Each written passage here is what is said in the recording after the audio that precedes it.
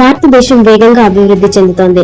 ప్రపంచంలోని బలమైన ఆర్థిక శక్తిగా ఎదుగుతోంది. ఇది మనం నిత్యం వినే మాట. కానీ వాస్తవానికి భారతదేశం ఒకే దేశంగా కాకుండా ఆర్థికంగా 3 వేర్వేరు సమాంతర దేశాలుగా నడుస్తోందా?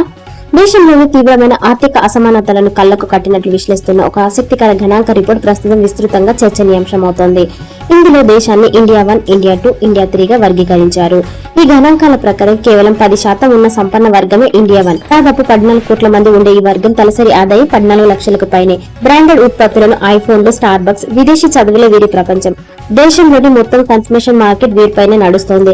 ఇక రెండో వర్గమైన ఇండియా 2లో 60 కోట్ల మంది మధ్యతరగతి ప్రజలున్నారు. వీరు తలసరి ఆదాయం కేవలం 3 లక్షల లోపే. ఈఎంఐలు, ఒక చిన్న ఇల్లు, పిల్లల చదువులు, పిల్లల కోసమే జీవితాంతం కష్టపడతారు.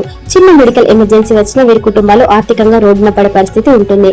చివరిగా ఇండియా 3. దేశంలో సగానికి సగం అంటే 70 కోట్ల మంది పేద వర్గం. పని దొరికితే రోజుకు 600 రూపాయలు, లేదంటే పస్తులే.